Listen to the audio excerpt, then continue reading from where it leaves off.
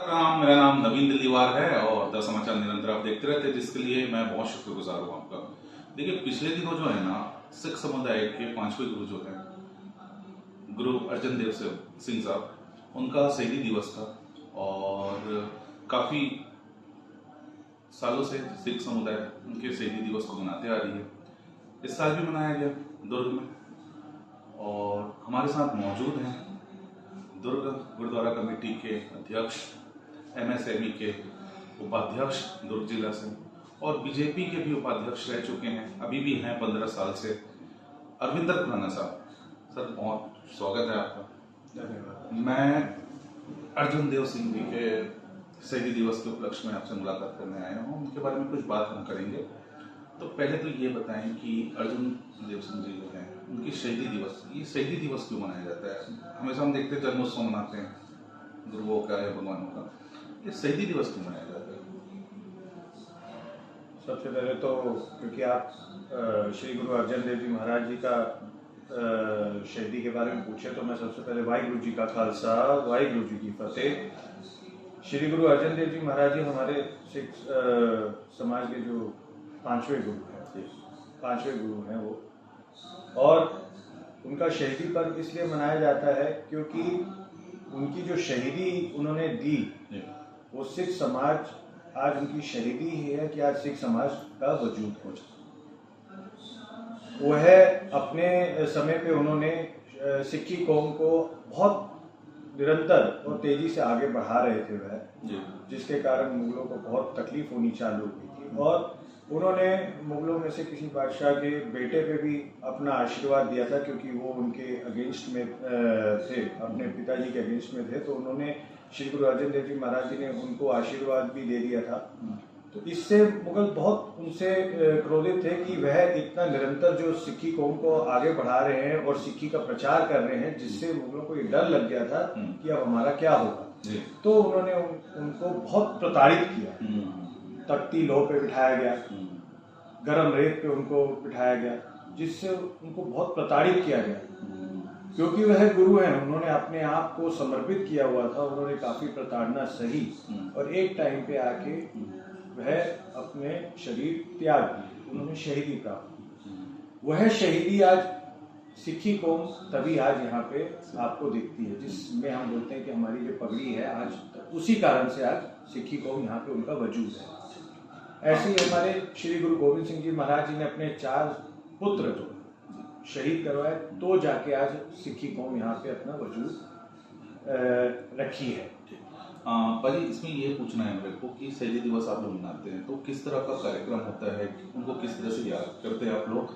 और इसी में आप एक और ऐड ऑन कर देता हूँ मैं कि हमेशा जो बाहर के लोग हैं, दूसरे समुदाय के लोग हैं भारत में, वो सिख धर्म में सिर्फ ये जानते हैं कि वाहिगुरु जी, गोविंद सिंह जी को, और उसके अलावा किसी को नहीं जानते। तो टोटल कितने गुरु हैं जिनको आप लोग मानते हैं, और कैसा उनका शहीदी बाकियों का होता है, कैसे मनाते हैं, ये जरूर है।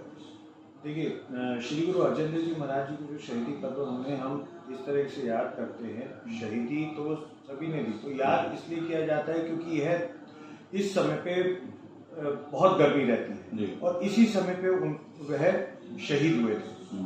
तो सिख कौम कई सालों से आने जाने राहगीर और उनको ठंडा पानी पिलाती है, जैसा आप देखे होंगे हर जगह पूरे विश्व में। मैं विश्व की बात कर रहा हूँ, सिर्फ भारत की बात नहीं कर रहा हूँ, क्योंकि मैं पिछले साल भी कहीं आउट ऑफ इंडिया में था, तो मैंने वहां पे भी देखा था, बाहर में भी, तो वहां पे भी लोग श्री गुरु अर्जन देव जी को याद करते हैं आने जाने राहगीरियों को ठंडा पानी पिला के। अब इसलिए पिलाया जाता है ताकि जो आने और जाने वाले राहगीर हैं, इतनी कड़कती धूप में जब वह जाते हैं तो उनको थोड़ा सा रिलीफ मिल सके। जो प्रताड़ना हमारे गुरु जी ने सही की, उनका ये संदेश है, भाई आने जाने वाले राहगीरों को इतनी तकलीफ ना हो, और उससे क्या, जब उनको ठंडक मिलती है तो हमें याद आता है कि हम हमारे श्री गुरु अर्जन देव जी महाराज जी को याद कर रहे हैं। और इसी तरह से सिक्खी कौम श्री गुरु अर्जन देव जी को याद करती है। इसी पक्ष में जब जैसे अभी आपको पता होगा 30 मई को ही श्री गुरु अर्जन देव जी का शहीदी पर्व यहाँ पे निकला, तो हमारा गुरुद्वारा श्री गुरु सिंह सभा दुर्ग में बहुत अच्छे से इनको बहुत याद करते हुए मनाया जाता है। और इस दिन हम गुरुद्वारा श्री गुरु सिंह सभा दुर्ग, स्त्री सत्संग, हम चाकर गोविंद के बच्चे, दुर्ग ट्रक मालिक संघ, ये मिल के हम लोग ये वो क्यों है कि ये दिन हम पूरा बच्चों को समर्पित कर देते हैं। पूरा दिन भर का 2 बजे तक का कार्यक्रम सिर्फ बच्चे ही करते हैं। सुबह कीर्तन वही आरंभ करते हैं, दिन भर कीर्तन करते हैं, बीच में ज्ञानी जी उनके श्री गुरु अर्जन देव जी के बारे में व्याख्या करके संगत को बताते हैं और फिर बच्चे कीर्तन करते हैं और वही समाप्ति करते हैं।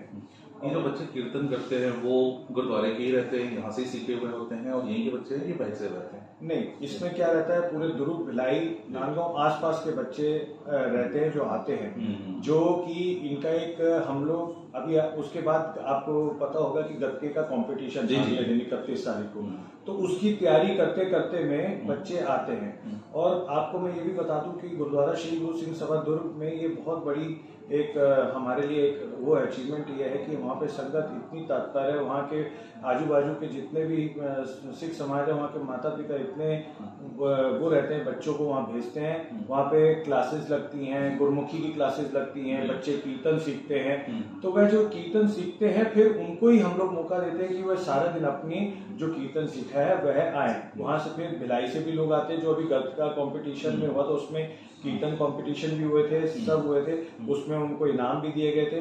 तो वही अपना जो कीर्तन है वह आके यहाँ पे अपनी उपस्थिति देते हैं और कीर्तन करके संगत को निहाल करते हैं वह, और वो इनाम तो उनको दिया ही रहता है। तो कल 31 तारीख को जब गत्के का बड़ा कंपटीशन होता है तो उनको फाइनल इनाम वहाँ पे दिए जाते हैं। जो दुर्ग, भिलाई, नांदगांव और डोंगरगढ़ से जो बच्चे कीर्तन सीखे मतलब करते हैं और वो यहाँ पे आके गुरुद्वारा श्री गुरु सिंह सभा में इनाम लेते हैं, उनको ही हम मौका देते हैं, वही अपना कीर्तन करते हैं और संगत को निहालते हैं। ये सारा आयोजन किसके द्वारा करवाया जाता है?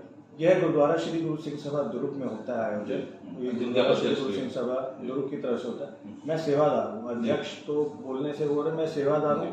मेरे समूह इस गुरुद्वारा श्री गुरु सिंह सभा दुर्ग के अंदर में स्त्री सत्संग भी आती है, हम चाकर गोविंद के शस्त्र विद्या अखाड़ा भी आते हैं, और उसके बाद दुर्ग ट्रक मालिक संघ है, यह भी गुरुद्वारा के साथ जुड़ी रहती है। और हम चाकर गोविंद के बच्चे हैं, जैसे कि आप देखेंगे हर साल हेमकुंड साहिब की यात्रा भी जाती है, वह भी आती है। तो मैं सेवादार हूँ। ये समूह समाज ने मिलकर एक सेवादारी हमको दी है, हम उसकी पालना करते हैं और गुरु घर में एक कुकर की तरह हम अपनी सेवा करते हैं। ये बड़ी बात है कि आप अपने आप को अध्यक्ष ने सेवादार करें, और सिख समुदाय का मान भी यही है कि वो हमेशा दूसरों को देने की बात करती है, चाहे मैं लंगर के माध्यम की बात करूँ चाहे और भी। अच्छा, आप जो ये क्लासेस की बात कर रहे हैं, इसमें सिर्फ सिख समुदाय के बच्चे ही आ सकते हैं या दूसरे समाज के बच्चे भी आके शस्त्र वाली जो विद्या है वो ले सकते हैं, हारमोनियम का ले सकते हैं, तबले का क्लासेस ले सकते हैं? बेसिकली म्यूजिक की क्लास की बात करूँ तो ये सिर्फ सिख समुदाय के बच्चे ले सकते हैं या दूसरे समाज के भी ले सकते हैं?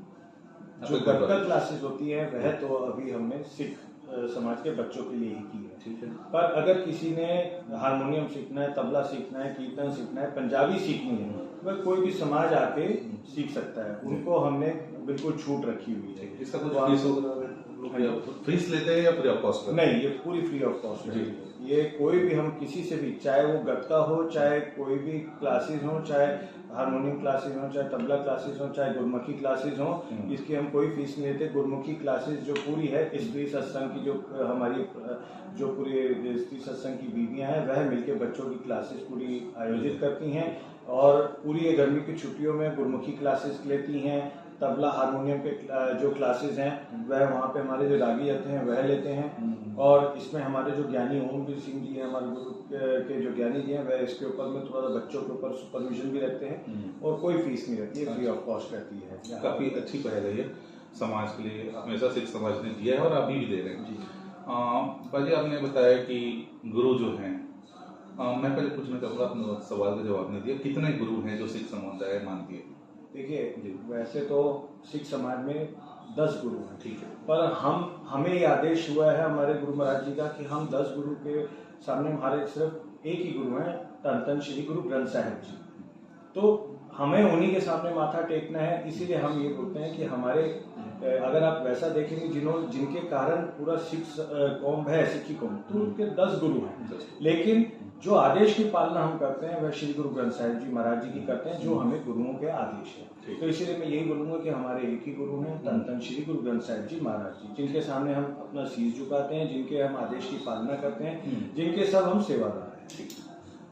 पर इतने गुरु हैं, इतने उनकी हमने शहीदी देखी है, इतनी प्रताड़ना उन्हें हुई है, आपके गुरुओं के 4 बच्चों को मुगलों ने शहीद कर दिया था, जिसमें पिछले दिन एक मूवी भी आई थी।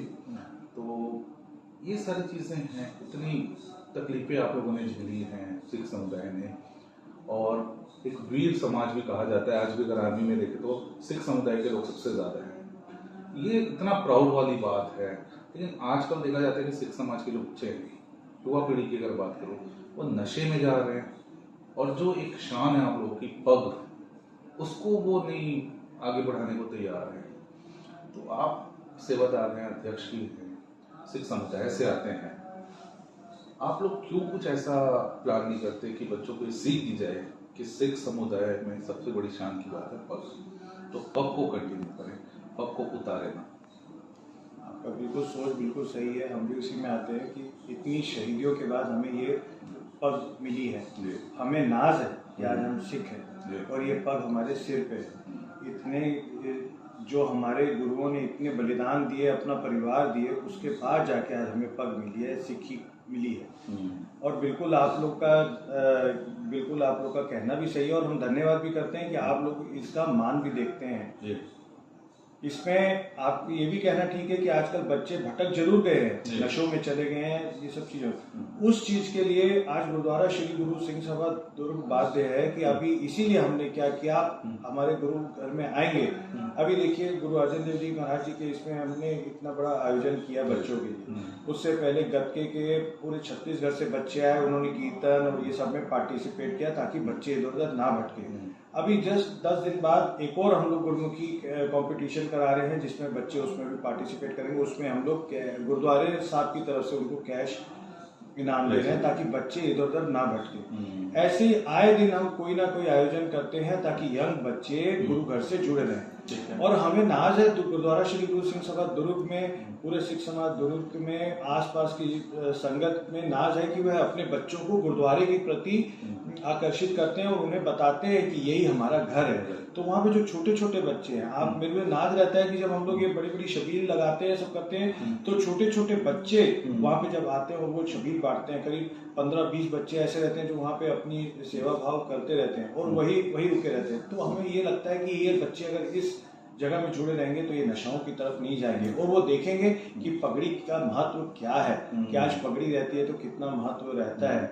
आज हमें भी नाज रहता है कि हम पगड़ी जब पहन के निकलते हैं तो हमें भी हमारे गुरु जी आशीर्वाद प्राप्त करते हैं और हमको ऐसा लगता है कि हम ये पगड़ी से हमारे भी एक नाज बढ़ जाती है, विचारधारा चेंज हो जाती है कि आज, और हमें ऐसा लगता है कि हम बहुत स्मार्ट है भाई, पगड़ी अच्छी बनती है तो हम तो इतने स्मार्ट दिखते हैं जिसकी हद नहीं है। तो इस स्मार्टनेस की तारीफ दुर्ग महापौर और अलका बागमार जी ने भी कहा। हाँ, वाई जी आपके कार्यक्रम में, और उन्होंने तारीफ भी की है सिख समुदाय की, और उन्होंने कहा कि मैं भी अपने 5 साल का जो कार्यकाल है उसमें सेवा और त्याग भावना जो सिख समुदाय का है वो मैं अपने साथ लेके जा रही हूँ और मैं शहर के लिए ये इस तरह काम करूंगी। तो अब इसको कैसे देखते हैं कि भाई आपके समाज से इतनी बड़ी जनप्रतिनिधि को सीख के जा रही, अच्छा तो लगता होगा।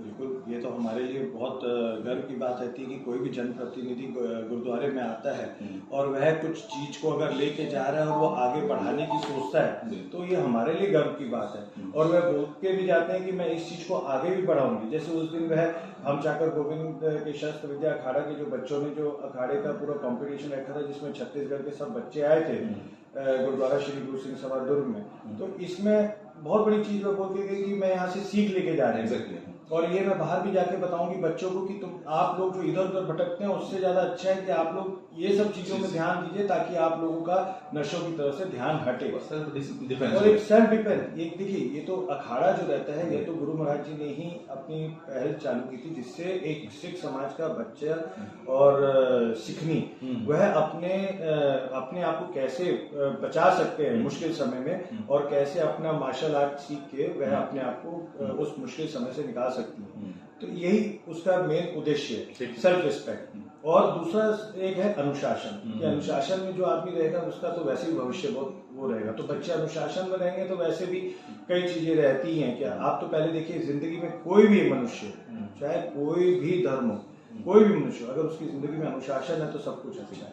अनुशासन से बड़ी तो कोई चीज रहती है। तो वहाँ पे यही सिखाया जाता है, अपना सेल्फ डिफेंस, अनुशासन, और उसके बाद रहता है कि आप समय का उपयोग बहुत अच्छे तरीके से कैसे कर सकते हैं ताकि बच्चे जो हैं इधर उधर ना भटके और उनका दृश्य बहुत पॉजिटिव रहे। तो एक अनुरोध भी कर दीजिए कि पग ना उतारे बच्चे को। मेरा अपने सिख समाज के सभी चाहे पूरे विश्व में अगर बात जारी है तो पूरे विश्व के सिख समाज के बच्चों से मेरा अनुरोध है कि बच्चों, बहुत तकलीफों के बाद आज ये पग मिली है।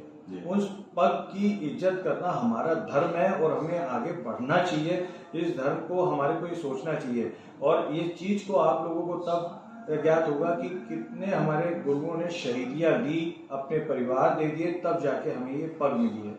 हमारा फर्ज है कि इस पग का हमें मान रखना चाहिए और आगे भी इस चीज को बताना चाहिए कि इस पग का मान हमें करते रहना चाहिए और कैसे ये पग मिली है।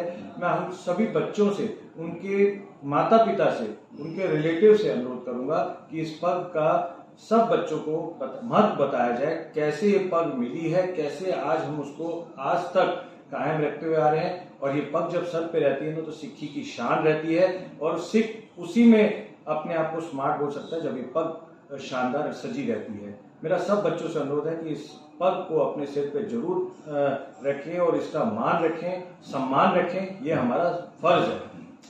बिल्कुल, हम भी यही अनुरोध करेंगे कि पग जो है ना वो ताज है, ताज को अपने सर में संभाल के रखें, फैशन पे ना जाएं। तो पाजी, सिख समुदाय के बारे में हम बात कर रहे हैं, इतनी शहीदी हुई है और इसके बाद आप लोगों को ये पग मिला है और इतने सालों से आप लोग समर्पण भाव से सेवा करते आ रहे हैं। हर जगह सिख समुदाय को देखा जाता है कि बस सेवा ही करते चले जा रही है। लेकिन इन सब के बीच में कुछ खबरें ऐसी भी आती है जिससे दिल दुखता है।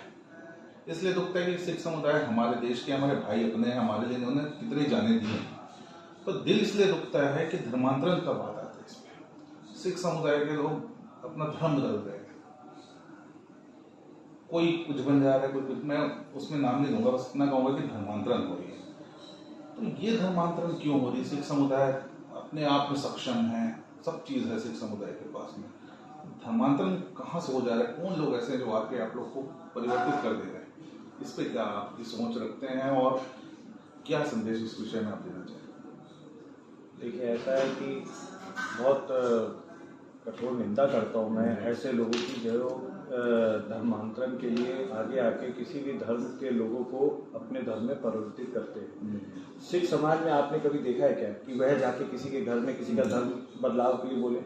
नहीं बोलते। आज आप देखिएगा, सिक्खी कौम भले की किसी भी कौम से गिनती में थोड़ी सी कम होगी, बिल्कुल मानता हूँ, लेकिन फिर भी सिक्खी कौम कभी भी किसी और लोगों को जाके ये नहीं बोलती कि आप अपना धर्म परिवर्तित कर। इंडिया में अगर मैं 2011 के सेंसस की बात करूं तो 2% है। 2%, ठीक है। पर वो 2% भी मैं मानता हूं कि हमारे 2% भी है, वह बहुत संख्या है जी। क्योंकि पगड़ी एक ऐसी लाज है जो वो 2% को 20% में परिवर्तित कर देती है। क्योंकि पग रहती है तो ऐसा लगता है वो देखिए वो सिख आ रहा है। देखिए क्या होता है कि आज सिख की पहचान पगड़ी से ही है। फिर मैं वही पे आऊंगा, बच्चों के लिए भी ये मैसेज जाएगा कि आज अगर 100 लोग भी खड़े होंगे तो उसमें अगर 2 पगड़ी वाले सिख होंगे हमारे, तो पगड़ी दिखती है तो लगता है कि शान खड़ी है, तो आज सरदार कहा जाता है हमको। तो ये अब देखिए, आपने इतने अच्छे से बोला सरदार कहा जाता है, तो सरदार तो वैसे ही राजा हो जाता है, ठीक है जी। तो आप लोगों का प्यार रहता है कि जो चीज इसका महत्व समझते हैं वो इसका महत्व समझते हैं। पर जो लोग नहीं समझते वह मूर्ख हैं, जो धर्मांतरण की तरफ अपने आप को अट्रैक्ट करते हैं, है ना, और इस दूसरे तरफ में कुछ मोह के लिए वह परिवर्तित हो जाते हैं।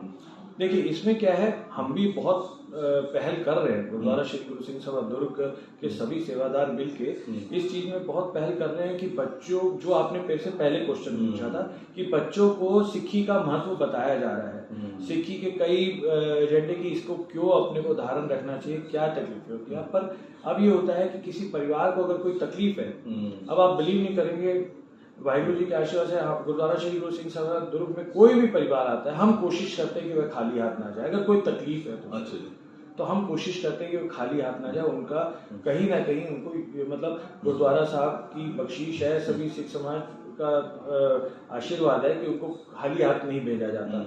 इसलिए नहीं भेजा जाता क्योंकि हम नहीं चाहते कि वह अपने आप को ये सोचे कि वह अकेले हैं। नहीं, अगर कोई गुरुद्वारा किसी भी, मैं सभी गुरुद्वारा साहब के कमेटियों से अपील यही करूंगा कि अगर किसी भी जगह में गुरुद्वारा साहब हैं तो वहां पे अगर कोई सिख कौम के परिवार अगर किसी मदद के लिए आता है तो उनको खाली हाथ नहीं भेजना चाहिए। क्योंकि अगर देखिए तकलीफें तो सबको है, कई तकलीफें आती हैं। अगर किसी परिवार में कोई तकलीफ है तो वो किससे आशा रखता है? अपने समाज से आशा रखता है। तो वह अगर अपने समाज से आशा रखता है, अगर वहां आ रहा है तो वहां पे हमें बढ़ चढ़कर उनका साथ देना चाहिए। अगर वह 100 की अपेक्षा लेके आता है तो 100 ना कर पाए तो 70% करें ताकि वह खाली हाथ ना जाए। इससे उनका दिमाग डाइवर्ट नहीं होगा। देखिए कोई भी धर्म वाले आते हैं वो क्या मोह देते हैं? कुछ माया का लोभ दे देते हैं, कुछ माया जो कि 1 महीना 2 महीने 3 महीने की माया रहती है, उसके बाद एक परिवर्तन। आपने इतना बड़ा ताज अपने से पगड़ी को छोड़ दिया और कुछ मोह के लिए अगर आप जा रहे हैं, जबकि आज की डेट में पूरे विश्व में सरदार को एक पगड़ी जो धारी जो सिख रहते हैं उनको मान दिया जाता है पूरे विश्व में। ये हम जानते हैं क्योंकि मैं आपको फिर वही बात बोलूंगा कि आउट ऑफ इंडिया आप जाएंगे तो एक जो भी टर्बनधारी सिख होगा उसको एक अलग से मान दिया जाता है। अरे कनाडा में तो किंग मेकर भी है। यस, कनाडा में आप जाएं तो वहां पे अपने आप देखिएगा तो आज की डेट में राजनीति में सबसे ज्यादा शायद प्रेसिडेंट जो है वो भी सिख है। तो हम तो ये बोलते हैं कि अगर जा रहे हैं तो एक बार सिख समाज में जाके बात तो करें क्यों। और जो मैं सबसे ज्यादा विरोध करता हूँ उन लोगों का जो इस टाइप की हरकतें करते हैं कि लोगों के पास जाके धर्मांतरण के लिए वहां पे लोगों को जाके पकड़ते हैं और अपना धर्म उनका चेंज करवाते हैं। अरे भाई, जब सिख कौम तुम्हारे पास नहीं जा रही तो तुम्हें किस चीज का डर हो गया भाई? तुम अपने अगर इतना ही तुम्हारे को वो हो रही है, ये डर लग गया है कि आप लोगों के धर्म में लोग कम हो रहे हैं क्या? तो आपके धर्म में अगर लोग कम हो रहे हैं तो आपको देखना चाहिए भाई कि क्यों कम हो रहे हैं। तो आप क्यों सिख कौम को लेके जा रहे हो वहां पे? पहले तो इनका विरोध करते हैं और हम तो बिल्कुल विरोध करते हैं। हमने तो पिछले साल कोई आने वाले थे बलजिंदर सिंह, उनका फुल विरोध किया था और हमने शासन से बोल दिया था अगर ये आएंगे यहाँ पे तो हम लोग उस वक्त में या तो आप उनकी रोक लगा दीजिए, नहीं तो हम यहाँ पे उनके साथ पूरा बर्ताव करेंगे तो आप कुछ भी हो सकता है, तो उसकी जिम्मेदारी आपकी है। तो हम तो पूरा विरोध करते हैं और करते रहेंगे। कोई भी अभी और हम लोग भी अपनी तरफ से पूरा प्रयास लगे हुए हैं कि अपने सिक्की कौम को पूरा उनका बताया जाए कि हमारे कौम की क्या क्या मतलब आगे अच्छाइयां हैं, सब बताते जा रहे हैं ताकि बच्चे डाइवर्ट ना हो, परिवार डाइवर्ट ना हो। और गुरुद्वारा श्री गुरु सिंह सभा दुर्ग, मुझे बोलने में कोई दिक्कत नहीं है। हम पूरा प्रयास करते हैं कि कोई भी परिवार अगर नीडी है, अगर उसे कोई तकलीफ है, हम उनका ये कोशिश करते हैं भाई उनकी जरूरत पूरी कर सके ताकि उनका दिमाग इधर उधर डाइवर्ट ना हो और वह सिक्खी के प्रति अपना ध्यान जरूर रखें। आप अपने तरफ से प्रयास तो कर रहे हैं सिक्खी को बचाने के लिए और ऐसे परिवारों को भी कि वो धर्मांतरण न करें। अब ऊपर से देख के तो सब चीज अच्छा लग रहा है खुराना जी, लेकिन मैं रूट्स में जाऊंगा।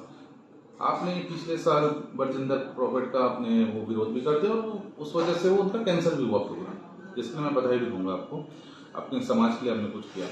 लेकिन बात यहाँ पे ये हो रही है कि सिख समुदाय के लोग जो हैं कुछ मजबूर हैं, कुछ गरीब हैं, इसमें अपने में भी छुआछूत मान ले रहे हैं, गुरुद्वारों में एंट्री नहीं दे रहे हैं।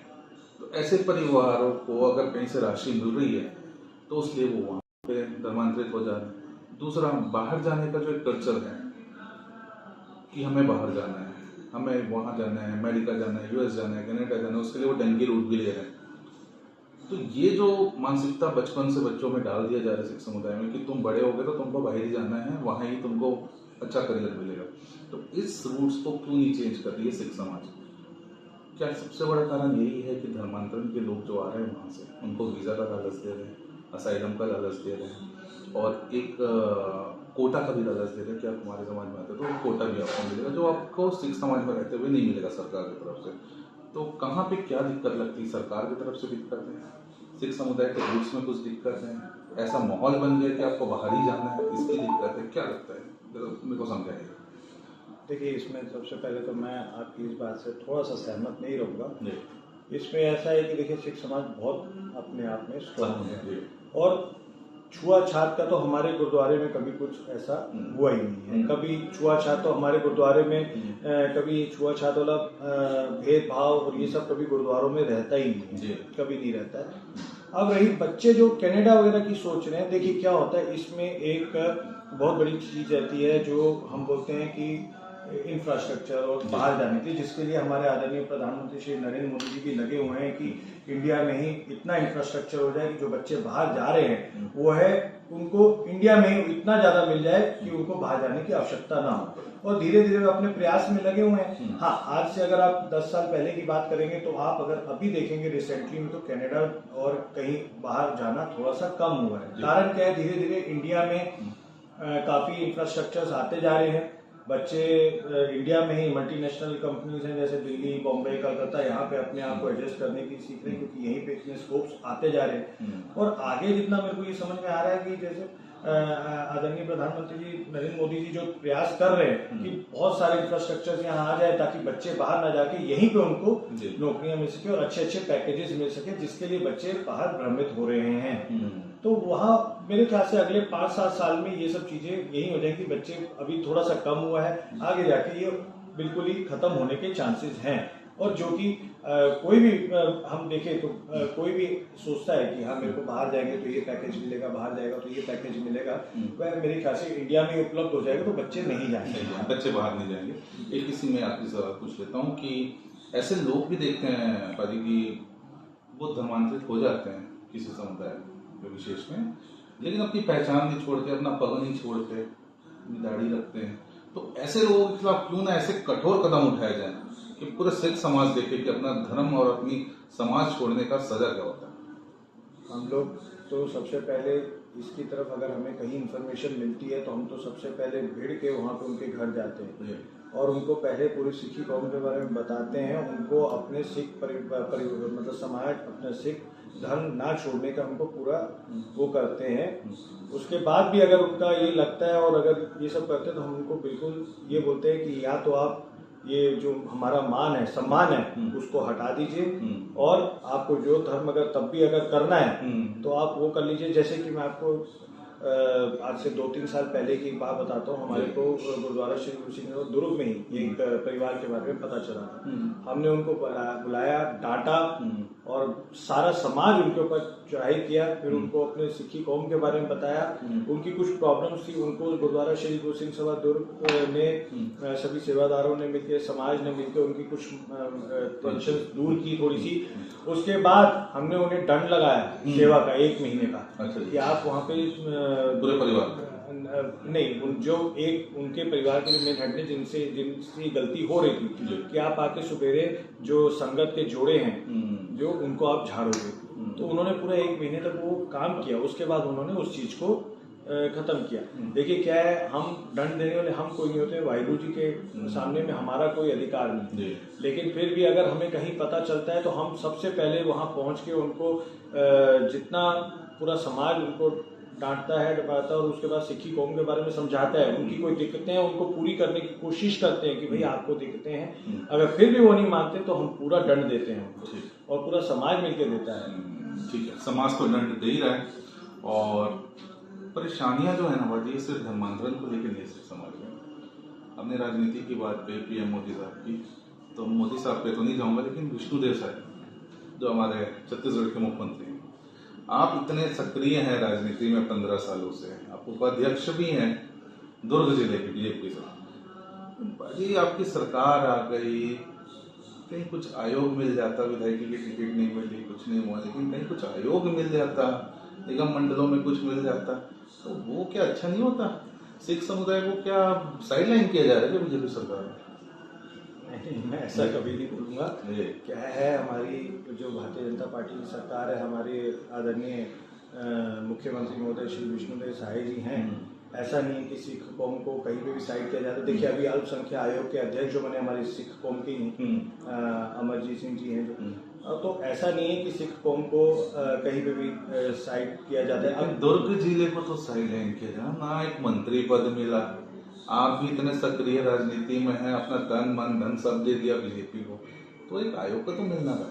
देखिए ये मेरी परेशानी आपको बता रहा हूं। देखिए क्या होता है, अभी हो सकता है कि हमारी सरकार के, क्योंकि वो सीनियर है भाई, हमारे से ज्यादा उन्होंने नेता मतलब ये देखा हुआ है कि कब किस आदमी को कब कहाँ क्या पद देना चाहिए। देखिए हम तो अभी 15 साल से पद पे हैं और हमारे तो काम है कि हमें भारतीय जनता पार्टी का कार्य करना है। हमें आदरणीय प्रधानमंत्री जी श्री नरेंद्र मोदी जी, हमें गर्व है कि हम उनकी टीम के एक सदस्य हैं। सीएम साहब हमारे विष्णुदेव साय जी हैं, हम उनकी टीम के एक सदस्य हैं। हमें तो इसी में मान है भैया। देखिए पूरे विश्व में आज भारतीय जनता पार्टी एक सबसे बड़ी सरकार है, तो उसका एक जिले का उपाध्यक्ष होना ही बहुत बड़ी बात होती है। और आज हमारे आदरणीय प्रधानमंत्री जी जहां पूरे विश्व में जाते हैं, तो जब उनको मान सम्मान मिलता है, तो हम तो उनके टीम के एक छोटे से सदस्य हैं, तो हमको लगता है कि देखो यार हमारी पार्टी का कितना बड़ा मान हो। तो चाहे वो हमारे सीएम महोदय हों, चाहे उनकी टीम हो, चाहे हमारे यहाँ पे सांसद महोदय श्री विजय बघेल जी हों, चाहे कोई भी हमारे साथ हो, उनको पता है कि यार अभी इसको 15 साल है, अभी इसको टाइम है, अभी और कार्य करने दो भाई, कार्य करेंगे वक्त पे आता है तो और कार्य करेंगे। पीएम साहब आएंगे, उनके प्रोग्राम का सुपरविजन करेंगे, विजय बघेल साहब के इलेक्शन को सुपरविजन करेंगे, सरोज पांडे मैडम के विजन उसको सुपरविजन करेंगे, लेकिन एक आयोग नहीं देंगे अरविंदर खुराना साहब। इसका लालच ना मेरे को है, ना मैं कभी अपेक्षा करता हूँ। मेरे को जो कार्य दिया जाता है मैं वो करता हूँ। वो कार्य में ही मेरे को पता है कि आगे कुछ ना कुछ अच्छा एक फ्रूटफुल रिजल्ट ही रहेगा। और एक बात बताइए सर, एक बात बताइए, देखिए क्या होता है, जैसे आपने गुरुद्वारे का ही काम बोला, अब गुरुद्वारे में जरूरी थोड़ा है कि मैं प्रधान सेवादार हूँ तो मैं सेवा ही नहीं करूंगा। वैसे ही अगर मैं कार्यकर्ता, अगर भारतीय जनता पार्टी का 15 साल से उपाध्यक्ष हूँ, तो अगर मुझे कोई पद नहीं मिलेगा तो मैं अपनी पार्टी के साथ नहीं रहूंगा, ऐसा कोई काम नहीं है। सभी समाज के लोगों को तो प्रतिनिधित्व मिल गया ना, ऐसे ही सिख समाज को भी मिल जाता, उपाध्यक्ष आप हैं, लेकिन एक आयोग मिल जाता या निगम में ही आप आ जाते, या विधायकी की टिकट मिल जाती। पहला सरदार जो विधानसभा से विधायक बन के आया, कितना सुनने में ही कितना अच्छा लग रहा है। मेरा वाहिगुरु जी की कृपा है कि पार्टी ने बहुत मान सम्मान दिया। आज भी मुझे ये पता है कि मेरी पार्टी ने एक सिख का बहुत मान सम्मान रखा है। अरविंदर सिंह खुराना दुर्ग जिले का उपाध्यक्ष है, बहुत मान सम्मान मेरे को मेरी पार्टी ने दिया है।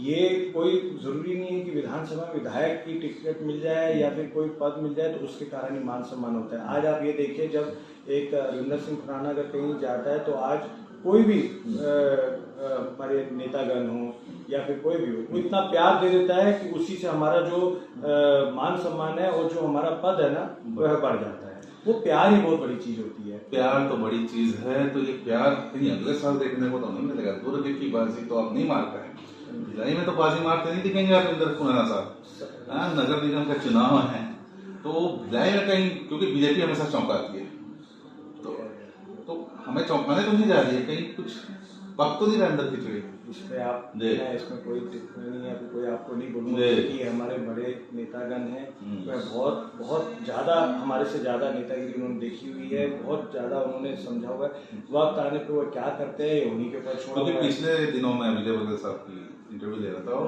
उन्होंने बात रखी कि अरविंदर खुराना साहब का भविष्य जो है वो उज्ज्वल है, तो भविष्य भिलाई के नगर निगम के चुनाव में तो उज्ज्वल नहीं है।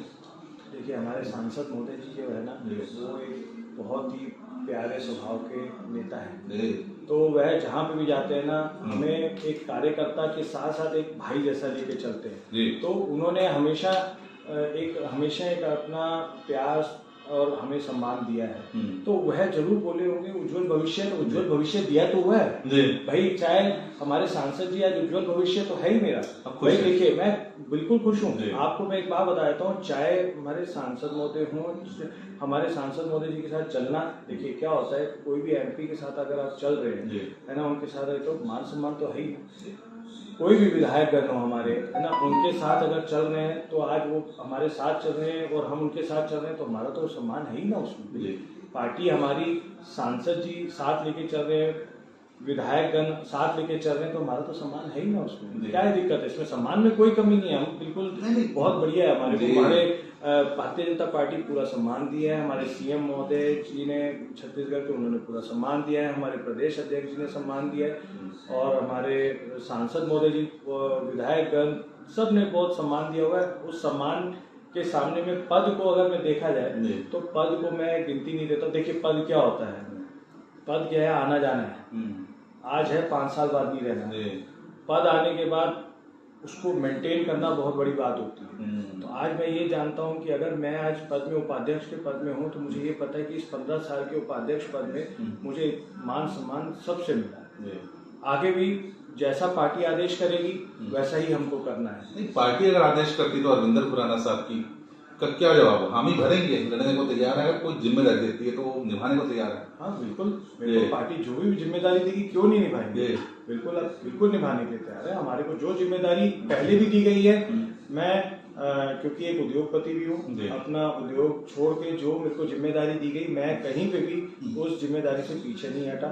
आज मैं करीब 4 हमारे जिला अध्यक्ष जितने भी रहे उनके साथ प्रॉपर जो समय समय पे जो कार्यभार दिया गया उनके साथ हमने किया है। आज हमारे जिला अध्यक्ष दुर्ग के हैं, सुनील कौशिक जी है, उनके साथ भी हम जैसा वह बोलते हैं वही जो ये काम करना है राणा जी हम करते हैं, क्योंकि वह खुद, और आपको याद होगा आज से 1.5 साल पहले तो सरकार ही दूसरी थी, तो उस वक्त में हमारे जिला अध्यक्ष थे जितेंद्र वर्मा थे, तो उस वक्त में तो चैलेंज दूसरे थे। प्रकार मैंने आपके देखे हैं पिछले 5 सालों में, तो मुझे बड़ा दुख हुआ या सदमा लगा कि एक जो मेहनत कर रहा है तो उसको वो पद मिलना चाहिए था, वो उसके लायक है। अगर लेकिन आप खुश हैं तो आपका बड़प्पन है इसमें। चलिए एक आखिरी सवाल, आपका प्यार है कि आप इतना सोचते हैं, पर मैं बिल्कुल आपको बताऊं, मैं अपनी भारतीय जनता पार्टी की बहुत खुश हूँ अपनी पार्टी से। और मैं आपको एक दिल की बात बता रहा हूँ कि मुझे बहुत गर्व होता है कि हमारे आदरणीय प्रधानमंत्री श्री नरेंद्र मोदी जी, हमारे मुख्यमंत्री महोदय श्री विष्णुदेव साय जी और उनकी टीम के साथ में एक मैं छोटा सा कार्यकर्ता हूँ और सदस्य हूँ, ये मुझे मान रहता है। ठीक, हम तो पत्रकार हैं, हमारे को तो सबका ख्याल रखना है, ऐसे ही आपको भी ख्याल रखना है। बस दिली इच्छा ये थी कि भूपेंद्र खवन्नी साहब के बाद अरविंदर खुराना साहब का भी नाम चल गया। आज आपने बड़ी मेहनत की है। भूपेंद्र खवन्नी जी की अगर बात करें तो अगर आप उनका भी टैलेंट देखें तो उन्होंने भी बहुत मेहनत की है। उन्होंने भी आज चाहे लोकसभा चुनाव में चाहे विधानसभा चुनाव में उनको दुर्ग का प्रभारी दिया गया था, भूपेंद्र खवन्नी जी को, राजीव अग्रवाल जी को, उन्होंने भी अपना कार्य छोड़ के अपने हर एक कार्य को उन्होंने बहुत अच्छे से निभाया है। उनका भी जो कार्य है उनको देखते हुए हम लोग समझ में आते, हम तो चलिए दुर्ग, आप दुर्ग की बात करें, कहाँ महासमुंद से कभी कहाँ पहुंचते हैं, सब कार्य छोड़ के वह भी लगे रहते हैं, ऐसी बात नहीं है। तो उनका जो स्थान है उनको मिलना चाहिए, उनको मिला है, उनको मिलना भी चाहिए। उनकी मेहनत के, यस बिल्कुल, पार्टी ने उनको उनकी मेहनत का फल दिया है। ठीक है, एक आखिरी सवाल खुराना साहब, आप चूंकि राजनीति की बात हो गई, समाज की बात हो गई, जब आप उद्योगपति भी हैं तो बिजनेस की भी बात कर लेते हैं। 1 नेशन 1 इलेक्शन, आप अभी प्रधानमंत्री साहब की बहुत तारीफ कर रहे थे, तो उन्होंने एक आदेश और दे दिया आप लोगों को कि 1 नेशन 1 इलेक्शन है भाई, सभी को साथ देना है, चाहे कोई भी वर्ग के हो, व्यापारी वर्ग हो, कहीं के भी हो। आप व्यापारी हैं, आपको आदेश आया है कि भैया इसका समर्थन करना है। 1 नेशन 1 इलेक्शन से कितना बदलाव होगा, कितना आपके व्यापार पे प्रभाव इस चीज का पड़ेगा, और ओवरऑल अगर मैं कहूँ तो ये देश के लिए कैसा रहेगा, आप कम शब्दों में अपनी बात समझा सकते हैं। 1 नेशन 1 इलेक्शन एक बहुत ही अच्छा एक जो प्रधानमंत्री ने देखिए आदेश नहीं दिया, उन्होंने तो बोला है कि इसको सबके सामने में आप प्रेजेंट करो, लोगों की प्रक्रिया आने दीजिए। तो आप इसमें अगर मेरी पर्सनल की प्रक्रिया पूछते उद्योगपति के हिसाब से, व्यापारी के हिसाब से, एक बहुत अच्छी चीज रहेगी। देखिए क्या होता है, अभी देख लीजिए रिसेंटली पीछे में पहले विधानसभा चुनाव हुए, फिर लोकसभा हो गए, फिर हर एक निगम आ गया, मंडल हो गए, जनपद हो गए। देखिए इस पूरे 1.5 साल में 8 चुनाव निकल गए। सबसे पहली चीज मैं जो इंसान की बोलता हूँ, देखिए बाकी आप सोचिए, मेंटल हरासमेंट। देखिए आप शरीर में पैसा तो कमा सकते हैं, पैसा आता है जाता है, पर जब शरीर खराब होता है ना तो उसको आप नहीं खराब है, तो एक मेंटल हरासमेंट जो रहती है ना, ये आपकी खत्म हो जाती है एक इलेक्शन में। ठीक है, तो उससे आप रिलैक्स हो जाते हैं। बीइंग व्यापारी अगर मैं बोलूँ तो ये बहुत अच्छी चीज है। देखिए क्या होता है, जब भी कोई इलेक्शन होता है ना, तो कोई भी व्यापारी हो, सबसे पहले इफेक्ट होता है रॉ मटेरियल के रेट में। अब इलेक्शन आए, या तो रॉ मटेरियल के रेट नीचे हो जाएंगे या ऊपर हो जाते हैं, तो तकलीफ में कौन आता है, व्यापारी। तो वहां पे एक स्थिरता आ जाएगी कि भाई व्यापारी अपने भी खर्चे भी बढ़ते हैं। हाँ, अब आता है कि हम लोग जब चीजों को इधर उधर लेके आते हैं, तो आप मार्केट में जाएंगे तो उस वक्त में जब सपोज कोई भी पार्टी है, कोई पार्टी आई, वह चल रही है, अब इलेक्शंस में उनको जैसे फोरकास्ट कुछ और लगता है, तो रेट के रॉ मटेरियल के रेट्स के प्रोडक्ट्स बढ़ जाते हैं। आप मार्केट में जाएंगे तो कभी किसी चीज का रेट बढ़ जाता है, तो वह स्थिर हो जाएंगे, आप लोग भी, पूरी पब्लिक रिलैक्स रहेगी। तीसरी बात यह है कि एक व्यापारी जो होता है ना, सबसे ज्यादा इलेक्शंस में जो व्यापारी का जो रोल रहता है वो बहुत अच्छा रोल रहता है, अहम भी रहता है। तो वह क्या है, थोड़ा सा स्थिर हो जाएंगे और रिलैक्स हो जाएंगे।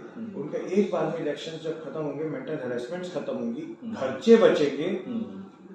करोड़ों अरबों रुपए का खर्चा होता है जो खर्च होता है पूरे इंडिया में वो इलेक्शंस में। तो जब वो पैसा बचेगा तो आप सोचिए वो पैसा कहाँ काम आएगा, इंफ्रास्ट्रक्चर में। तो कोई भी सरकार रहेगी, चाहे हमारे आदरणीय प्रधानमंत्री जी की सोच यही थी कि जो पैसा इतना अरबों रुपया खर्च होता है, बचा के इंडिया को या उसका इंफ्रास्ट्रक्चर अच्छे से अच्छा किया जाए, तो पैसा बचेगा। तो वो पैसा कहाँ जाएगा, हमारे पास ही तो आएगा भाई, व्यापारियों के पास आएगा। इंफ्रास्ट्रक्चर्स अच्छे रहेंगे, लोग निगम में काम अच्छे होंगे, मंडलों में काम अच्छे होंगे। हम लोग जो रोडों में चलते हैं वो रोडें अच्छी बनेंगी, नाली ये वो जो आज देश सुंदर बनेगा।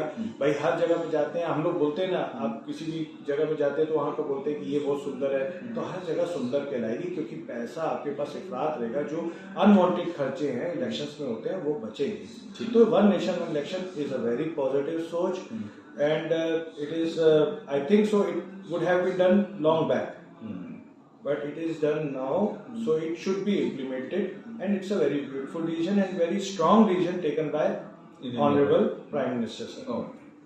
तो ये थे रविंदर खुराना साहब, बहुत सारा परिचय है इनका, एक एक करके बताता हूँ। राजनीति में सक्रिय हैं, उपाध्यक्ष हैं दुर्ग जिला से बीजेपी के, फिर MSME के भी उपाध्यक्ष हैं, उद्योगपति हैं। उसके बाद सिख समुदाय से जुड़े हुए हैं, तो वहां पे भी अपनी सेवा देते हैं। दुर्ग गुरुद्वारा कमेटी के ये अध्यक्ष हैं, लेकिन अपने आप को सेवादार कहते हैं। तो बड़ी सोच है इनकी। सारे विषयों पे आज हमने बात की इनसे, अपना कीमती समय खुराना साहब आपने दिया है, उसके लिए बहुत धन्यवाद। काफी लंबे समय से हम प्रयास कर रहे थे मिलने का, लेकिन आज मुलाकात हो पाई। तो इन्होंने अपनी बात रखी सिख समुदाय को लेके, राजनीति को लेके, वन नेशन वन इलेक्शन को लेके। वो खुद व्यापारी हैं, कहते हैं कि बहुत बढ़िया निर्णय है, होना चाहिए, इससे सभी को फायदा होगा। दूसरा, सिख धर्म के बारे में इन्होंने कहा कि धर्मांतरण जो लोग कर रहे हैं वो गलत कर रहे हैं, इन्हें तुरंत ही रोके, नहीं तो कार्रवाई होगी। तीसरा, पग को लेके इन्होंने बिल्कुल अनुरोध किया अपने समाज के लोगों से कि भैया नशे पे ना जाएं और पग को बचाएं। वही निवेदन मैं भी करूंगा कि पग जो है ना, सिख समुदाय की शान है, इंडिया की शान है, तो इसको बचा के रखें। सारी बात आपने सुनी है, कौन सी बात आपको अच्छी लगी, क्या आगे सवाल जब हम खुराना साहब से मिलेंगे तो और क्या विषय में पूछ सकते हैं, इसको भी कमेंट करके बताएं और बने रहता समाचार के साथ।